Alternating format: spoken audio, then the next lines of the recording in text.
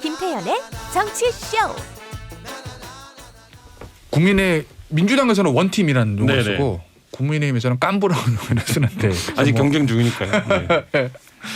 지금 뭐 외연 확장들 얘기하잖아요. 네. 근데 양강인 윤석열 후보 측하고 홍준표 후보 측이 지금 뭐 외연 확대는 것 같긴 해요. 여러 네. 사람들 지금 영입하면서. 근데 제 관심 주말에 끊었던 건 최재형 전 감사원장 네. 홍준표 캠프로 갔다는 건데요. 왜 간 이유가 뭐죠? 홍준표 캠프로 간 이유는? 이분이 정치를 처음 시작할 때 여의도를 취재하는 기자사에서 왜 정치를 하려는지 모르겠다는 얘기가 제일 많이 나왔거든요. 근데 이 홍준표 후보를 전격적으로 지지선을 했는데 캠프에 가서 어떤 역할을 하려고 하는 건지도 지금 잘 모르겠는 이런 상황인데 다만 구도적으로 짚어보면 이런 건 있죠. 구도적으로. 네, 홍준표 후보가 맹렬하게 추격을 하고 있지 않습니까? 추격을 하고 입장에서는 한 명 한 명이 굉장히 귀중합니다. 왜냐하면 대세가 나한테 넘어오고 있다는 거를 어떤 설명할 수 있는 그러네. 증거가 되기 때문에. 근데 이제 홍준표 후보 입장에서는 그래도 최재형 후보가 지지율도 낮고 했지만 어쨌든 외부의 기대를 받고 당에 와서 선거를 경선에 참여했던 거 아니겠습니까? 근데 나에게 왔다. 이거 자체가 이제 홍준표 후보 입장에서는 셀링할 수 있는 포인트가 되는 거고요. 그리고 또 한 가지는 아까 이제 워딩에도 나왔지만 클린 캠프다 이런 얘기 했는데요. 뭐 최재형 후보가 미스터 클린이다 이렇게 네? 얘기하면서 이게 여러 가지 얘기인데 뭐냐면 윤석열 후보가 도덕성 논란도 있지만 여러 가지로 좀 지금 복잡한 상황이잖아요. 뭐 무속인 논란도 있고 뭐 한데 나는 그런 사람이 아니고 그래서 감사원장을 지낸 미스터 클린이 나를 택한 이유는 그 후보로는 안 되는 거다. 이 메시지로 어제 오늘 적극적으로 지금 설파를 하고 있는 그런 상황입니다. 어느 정도 의외였던 것 같아요. 저는 아까 김 기자 말했지만 왜 정치를 하려는지 모르겠다라는 부분에 있어서 그때 이제 감사원장으로 어떤 핍박을 받은 그런 부분이 컸잖아요. 그러다 보면 이제 원칙, 준법 네. 뭐 이런 거를 내세운 건데 과연 홍준표 후보의 그런 그 이미지하고 맞는가? 물론 홍준표 후보 입장에서는 이제 그런 건데 저는 이제 이걸 소식을 들으면서 어떤 점이 맞닿아 있을까라는 굉장히 궁금증이 들더라고요. 어떤 점이 맞닿아 네. 있을까? 뭐 윤석열 후보 네. 캠프에서는 본인의 역할이 뭐 별로 없을 테니 네. 사실 윤석열 후보도 굉장히 러브콜을 보냈지만 네. 사실은 이제 거절한 걸 텐데 그래서 어떤 시너지가 있는가? 이게 이제 기성 정치인들 같으면 어떤 이제 정치 문법에 따라서 내 몸값이 가장 많이 처지는 데를 가는 네. 선택을 하는 거를 네. 이해할 수 있는데 최재형 감사원장 같은 경우에는 정치에 입문한 이후에도 그런 정치 문법에는 굉장히 좀 거리가 있는 행보를 했었거든요. 사실 이제 그런 선택이라면 이해가 가는데 기성 정치인이 최대한 몸값을 받고 가겠다, 캠프에 합류하겠다. 그리고 이후에 뭐 당권이라든지 여러 가지 또 내려볼 수 있겠죠. 근데 과연 그런 계산까지 있는 것인가? 뭐 이런 부분에서는 좀 의문이 남습니다. 홍준표 후보한테는 어느 정도 도움이 될 것 같아요? 홍준표 후보는 누구와도 도움이 되고 지금 주호영 원내대표를 그 영입한 거랑 상대적으로 비교가 되는데요. 홍 후보는 의외로 우리가 지난 대선에서 알던 홍 후보가 아니라 굉장히 외연 확장을 신경을 많이 쓰고 본인이 유연한 모습을 보여주려고 노력을 하고 있어요. 반면에 지금 윤 후보의 영입 전략을 보면 집토끼 잡기거든요. 그러니까 예를 들면 영남 경선 앞두고 대구 영입하고 이런 식으로 이제 가고 있는데 그게 이제 당내에서의 전략도 다르겠지만 지금 보면 오히려 2030이 보기에는 유연해 보이는 게 홍준표고 그다음에 굉장히 보수적으로 보이는 게 윤석열이라는 근데 실제 영입도 약간 그런 식으로 이루어지고 있는 상황입니다. 알겠습니다. 근데 김종인 전 비대위원장 얘기 한번 더 해볼게요. 오랜만에 등장하셨네요. 얼마 전에 언론 방송 인터뷰에서 이재명 후보에게 제일 껄끄러운 상대는 윤석열이다.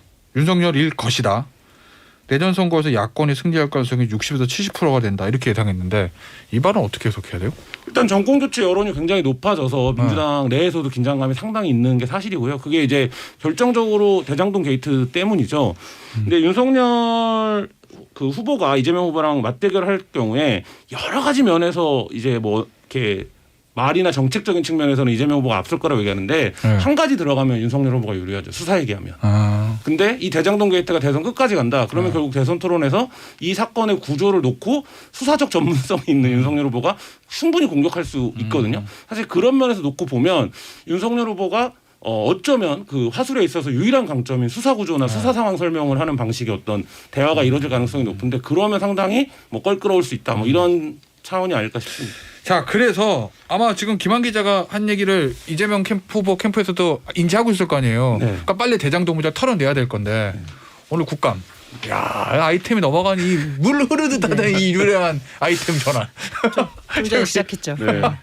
저기 근데 마지막에 잠깐 영유할 거예요. 한 1분. 네. 네, 영유. 경제 이슈와 우리 하나 놓친 게 있어가지고 영유. 저기 오늘 국감 지금 보면 어때요? 양쪽 다 총력전이죠. 지금 시작했네 이제. 예, 양쪽 다 총력전으로 나올 거고요. 뭐 어떻게 되든지 뭐 이재명 대 여야가 대립하는 구도가 될 거고 양쪽 다 뭐 이 문제를 끝내겠다라는 각오로 나올 것 같은데 지금 관전 포인트는 이거죠. 지금 양쪽의 입장은 뭔지 다 서로 다 충분히 알고 있어요. 그러면 여기서 야당 의원들이 지금까지의 상황을 뒤집을 수 있는 뭔가 새로운 사실을 갖고 오느냐, 이게 하나 포인트고요. 또 하나는 이재명 지사는 굉장히 말을 많이 했던 정치인이거든요.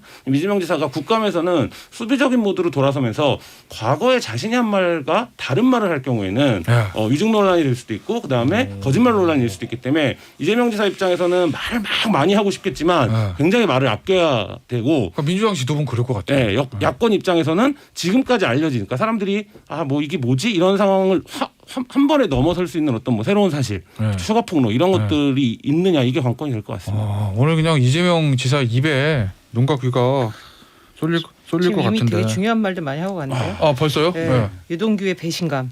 네. 김만배는 잘 알지 못한다. 네. 공직자들의 일부 오염을 인사권자로서 사과하나 본인은 아무것도 모른다. 네. 이런 취지의. 나는 모르고 네. 인사권자로서 그냥 내 아래 직원들이 잘못했으니까 인사권자로서의 관리 책임이고. 정답을 얘기하고 있네요. 도의적인 책임은 느끼지만 법률적인 책임으로부터는 난 자유롭다. 네, 근데 이 부분은 책임질 좀 게 달라질 없다. 거죠. 사실 유동규는 측근이 아니고 거의 무관하다라는 했는데 이제 그쵸. 배신감이라는 표현을 쓴 걸 보면 약간은 조금 이제 수사가 체포되고 그 후에 구속되는 상황에서 본인의 그런 부분이 밝혀질 수 있다라는 약간의 그런. 오늘 아침자에 저희 신문이 보도한 성남 도시개발공사 내부 문건에 따르면 이미 2012년부터 유동규 씨 주도로 해서 이 사업에 대한 추진, 그때는 시설관리공단 시절이니까 사실 이 사업을 논의하는 것조차 안 되는데 그때 이미 뭐 시장 기자회견문 이런 거를 그 TF에서 검토를 했었다는 거거든요. 그러니까 그 부분이 단순히 수사적으로 측근이냐 아니냐 이게 아니라 과연 이재명 시장이 인지할 수 있는 구조연이 아니었냐, 이 부분에 좀 규명이 집중돼야 될 것 같습니다.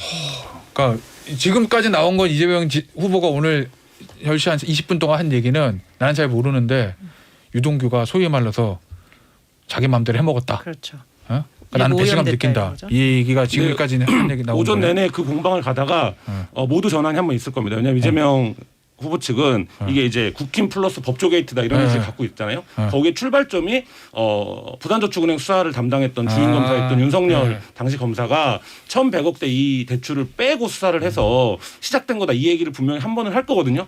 그러면 아마 굉장히 좀 아수라장이 예상됩니다. 알겠습니다.